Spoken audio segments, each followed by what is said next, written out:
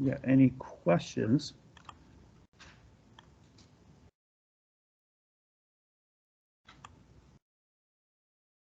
I didn't open up the discussion here. Do you have any verbal questions? All right, we'll get to the next part of it here. Then we'll be starting to look at some of the more simple type of problems there. So conversions, time, speed, distance, and a few other type problems there. One of the things you have to know is how far is a statute mile, which is 6,076 feet. And how far is I'm sorry, I said that wrong, correction. A nautical mile, 6,076 feet. Statute miles, 5,280 feet. Those numbers, you do have to know them. They're not going to be given to you. You might be given one and you have to convert to the other. If you're using a flight computer, manual flight computer has conversions built into it. You just spin the wheel, line up certain things, and you read it. You might have an electronic one that does it for you, or you have the formula, 1 nautical mile equals 1.15 statute miles. Doesn't matter how you come up with it or convert it, just as long as you can do it. Time, speed, and distance type problems, I call these the bread and butter type questions for a pilot. There should be no hesitation being able to do these with whatever device you wish to use. Right, flight computer versus calculator, or if you're a human calculator too, that's fine too. Do it all in your head. Nice thing about our formula is if we have two of any of the variables, we can come up with the third one by rearranging the equation on that. Right, so if we look at a speed of 105 knots, set in our rate, we get an hour, 42 minutes. Distance is going to be 178.5 nautical miles. So we are looking, most answers are carrying out to a decimal point. So just keep that in mind if you're wondering how far to take decimals out, normally to 1 decimal point. Now the other problem there, rearranging the formula for minutes, we take the distance and divide it by the speed, we get our time then. So at 150 knots and 45 nautical miles, we're looking at time in minutes. If you do it electronically, you'll probably come up with 0.3. Right? Remember, knots are nautical miles per hour. And so that you would have to do, if you're doing it with, and you got a decimal version, you got to have the factor of 60 in there. 60 minutes is equal to an hour, so your 0.3 of an hour would be 18 minutes on that problem. Okay. So again, your nautical miles here, or your knots is a nautical mile per hour. We got our unit of time in there, and the question wanted it in minutes. So make sure you can convert between hours and minutes, either multiplying or dividing by 60 as the case may be. Or if you're just using the manual flight computer, it tells you straight up how many minutes. All right, top hat questions. Now, like I said, we're reviewing a lot of FA type questions, and they like to do multi-step problems. And this is an example of a multi-step. They're asking for en-route fuel consumption. In order to do that, you have to determine time en route first. Then you have to determine the en-route fuel consumption. So go ahead and get started on figuring the time en route, and then plug that in for fuel consumption at 105 pounds per hour.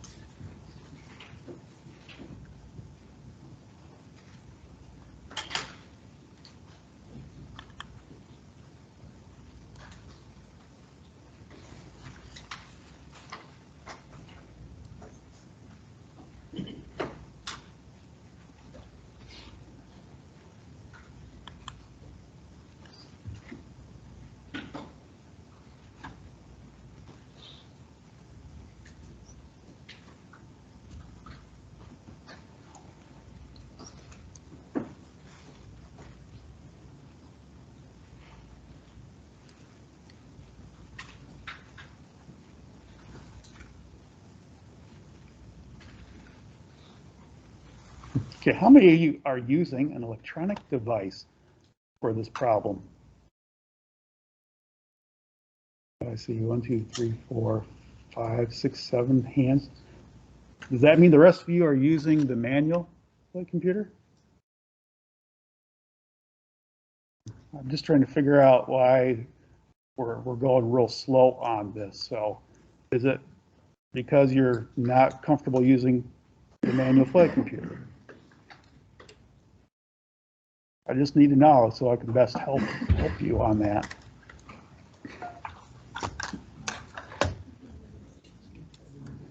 Let's see.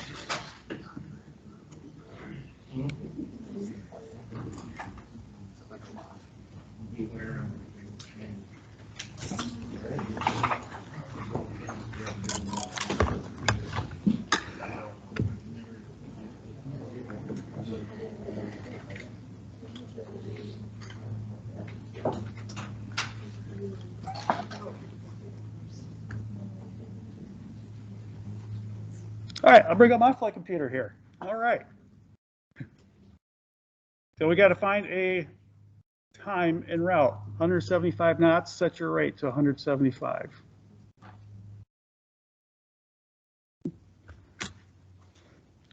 And then we are going to 135 nautical miles. So 135 nautical miles.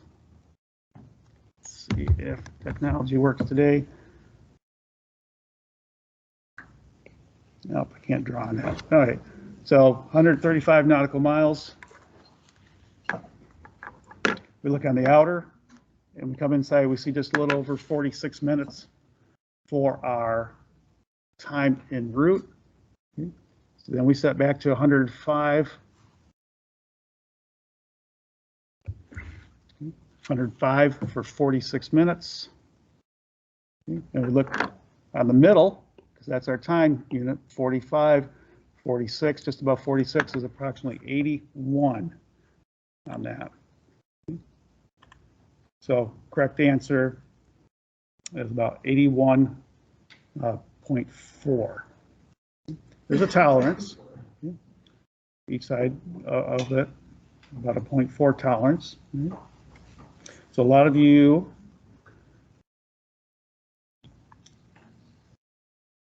got some interesting answers there. All right, so it might be because you're not very comfortable with this type of problem. So if that's the case, if you are not entirely comfortable with your manual flight computer, there are problems on e-learning that can just drill you, the drills to pick up the pace with these things. All right, let's go back to the presentation.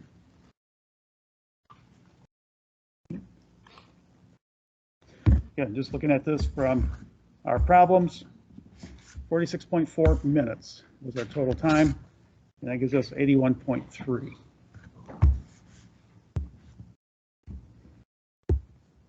Let's look at another type of problem. This one might be more familiar. It was covered definitely in your instrument ground school. Your private ground school instructor may have covered it. Okay. This is called a time to station problem. Again, the whole concept of time to station is that an aircraft is inbound to the station. It's supposed to be outbound too, but in this example, we'll go inbound to the station. And we'll say that the pilot does not have a working DME unit, and they wish to know their distance from the station. So the pilot makes a right, or in this case, a left turn of 90 degrees to the course line, starts the timer, and flies. After a bearing change of 8 degrees, so that would be our angle up in here, an 8-degree bearing change. Okay. The pilot noted that there was 6 minutes that went by. So using our formula up there, the number of minutes of bearing change divided by the bearing change multiplied by 60 will give us the minutes to the station. All right. In this example, 6 divided by 8 and multiply by 60. If I wanted to use a flight computer, I just line up the outer 6 divided by the middle 8.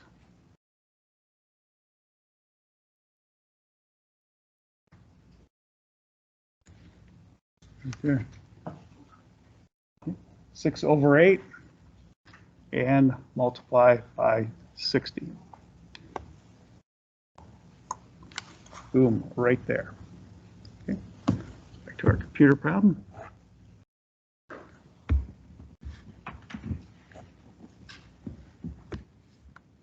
Yeah, that gives us 45 minutes. Let's go ahead and try a top hat question.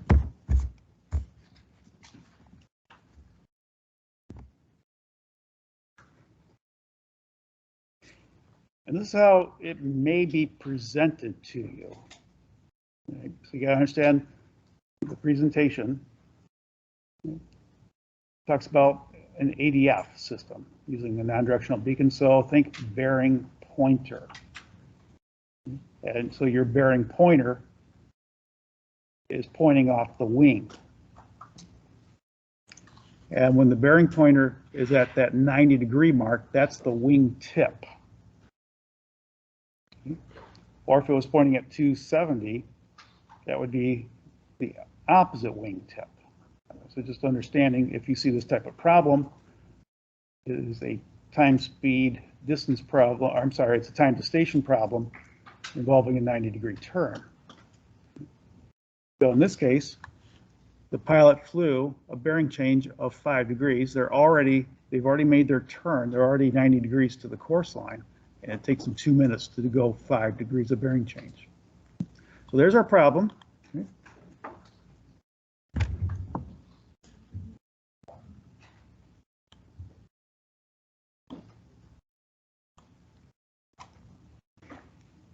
This is how the problem looks. If you're using a flight computer, 2 on the outer scale divided by 5 on the middle scale, and 60 just simply points to the answer.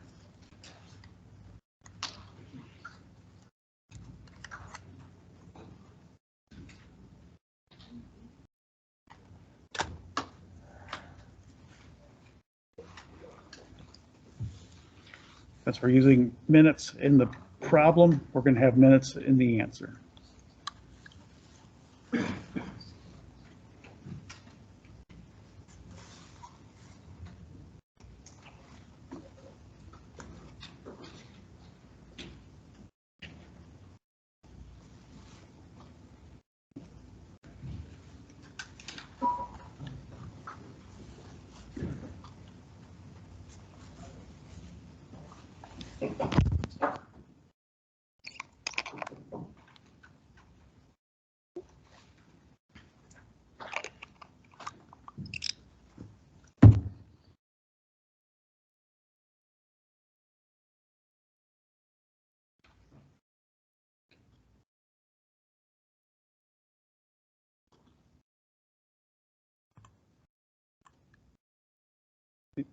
And let's see, most of you got the right answer. 24 minutes is the correct one. And the math. So we had that in the previous graphic right there. And there's a similar problem called distance to station.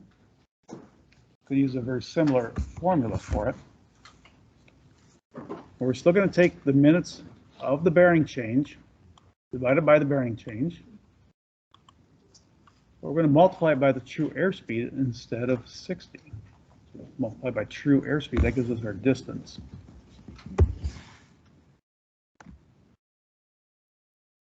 So if we use from the previous problem, time of bearing change of 6 minutes and a bearing change of 8 degrees, and we set up our formula. Formula-wise, 6 divided by 8 times 130. Or if you want to use a flight computer, you set up 6 on the outer scale, 8 on the middle scale, and then look above 130 for your answer. So in this case, we'd be looking at about 97.5 nautical miles to get there. Questions on that?